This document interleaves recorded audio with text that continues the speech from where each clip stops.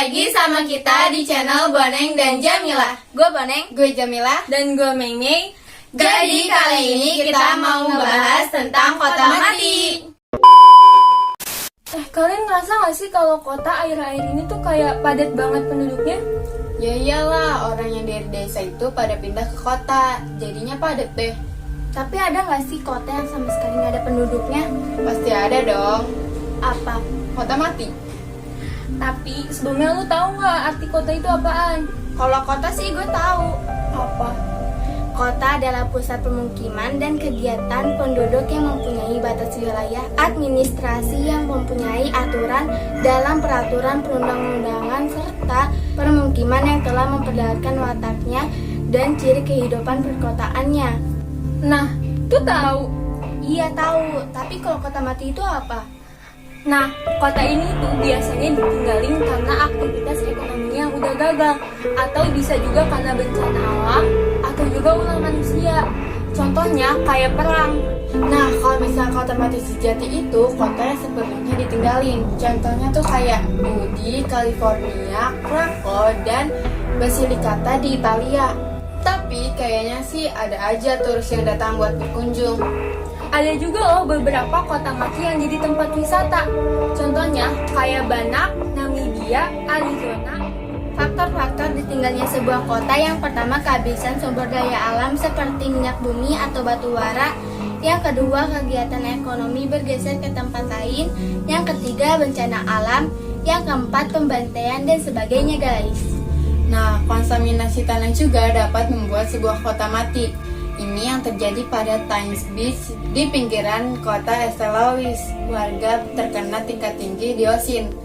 Australia Pennsylvania ditinggalkan oleh banyak orang karena batu bara di bawah tanah yang sangat berbahaya. Contoh lainnya juga yang sangat jarang adalah pembangunan bendungan. Contohnya Lewiston di Tennessee. Guys, kalian tahu gak sih, ada loh kota mati yang hidup kembali karena bantuan para turis. Nah, contohnya itu kota Alexandria, yaitu kota terbesar di Mesir yang kedua. Kota ini tuh dulu berkembang pesat pada era kuno. Tapi pada pertengahan abad ke-19 kota ini menjadi kota mati. Tapi tenang aja guys, sekarang kota ini tuh udah hidup kembali dengan penduduk sekitar 3,5 sampai 5 juta jiwa.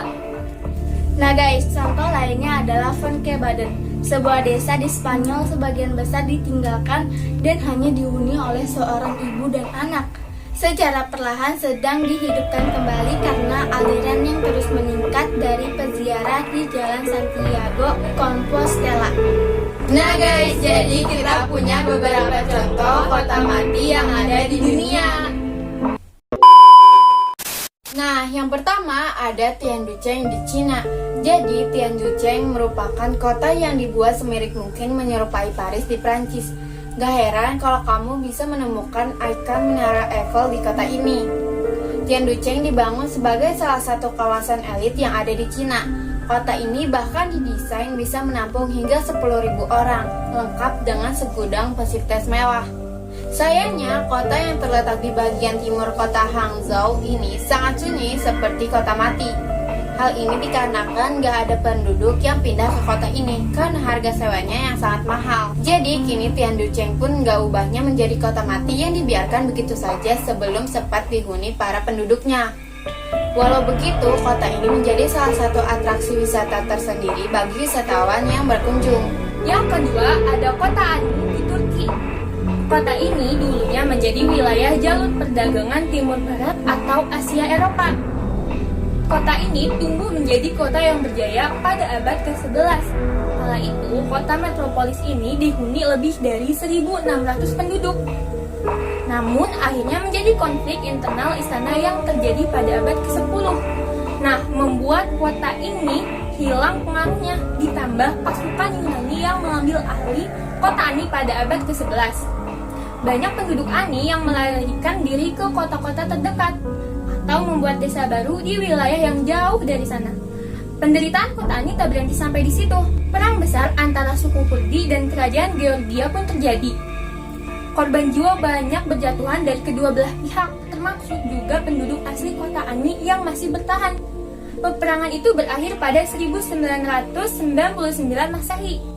Setelah suku Kurdi dikalahkan oleh pasukan Georgia, setelah itu peperangan itu terjadi. Ani berubah menjadi kota mati yang tidak ada satupun penduduk yang menghuni wilayah tersebut selama lebih dari 3 abad. Nah, hal ini terjadi karena kota Ani berada di zona militer perbatasan Turki dan Armenia. Yang ketiga, Wittenoom dari Australia. Sebuah kota bernama Wittenoom di Australia menjadi salah satu tempat paling berbahaya dan terkontaminasi di planet bumi. Kota mati tak berpenghuni ini dulunya bekas tambang asbes yang beracun. Letaknya jauh di daerah terpencil di Pilbara, Australia Barat. Pada masa kejayaannya sekitar tahun 1930 hingga 1966, kota mati ini dihuni 20.000 penduduk yang berpotensi sebagai penganut asbes biru yang mematikan. Lebih dari 2.000 kematian telah dikait dengan kegiatan penambangan di Wittenoom. Dan seluruh kota ini adalah tempat yang terkontaminasi. Saking berbahayanya kota tersebut, pada tahun 1978, pemerintah setempat memutuskan untuk menutupnya atas dasar keselamatan warganya.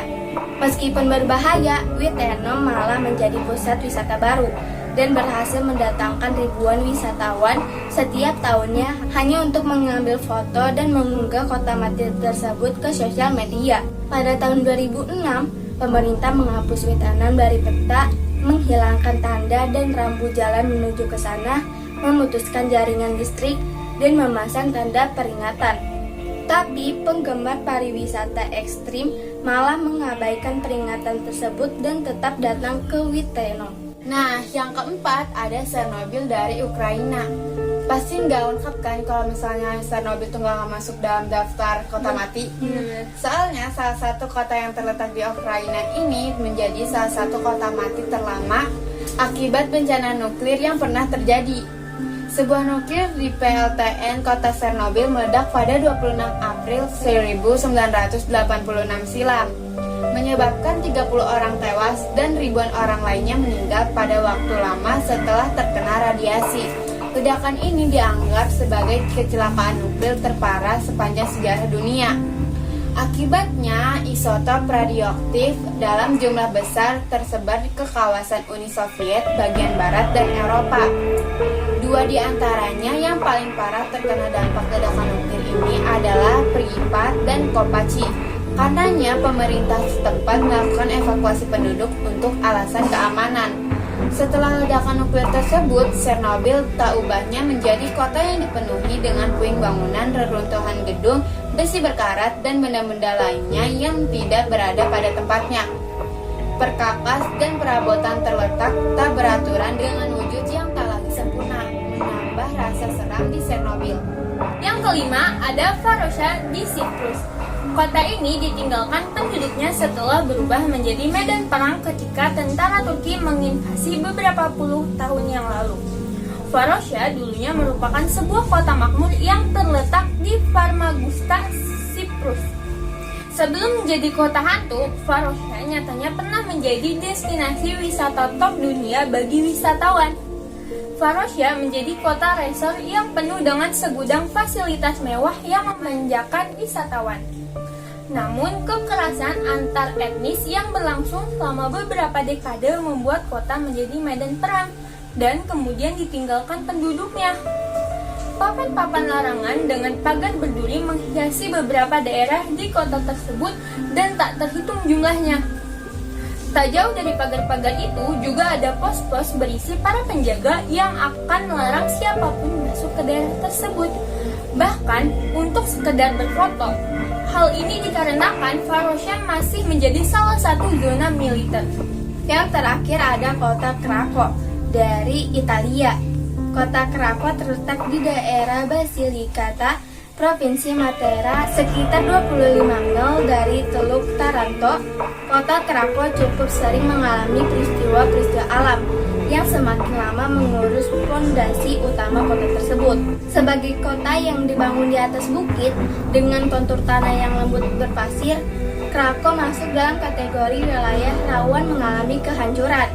Keadaan itu selalu membayangi kehidupan masyarakat yang tinggal di kota Krangko.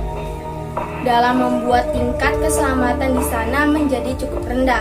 Pada tahun 1862, warga Krangko mulai banyak yang meninggalkan kota dan pergi ke beberapa negara untuk mencari kehidupan baru. Kemudian pada tahun 1963 terjadi sebuah bencana longsor besar di wilayah perbukitan sekitar Krangko. Seluruh bagian kota di sisi tebing mulai banyak yang hilang dan hancur akibat dari bencana longsor tersebut. Penduduk yang masih tersisa pun dievakuasi pada tahun 1975. Akhirnya kota Krangko benar-benar telah ditinggalkan oleh penduduknya dan dibiarkan begitu saja, guys. Oke guys, segitu aja video dari kita. Jangan lupa untuk di like, subscribe, Jangan lupa juga komen di bawah. Selanjutnya kita bakalan ngebahas tentang apa lagi. dan share sebanyak-banyaknya ya. Bye!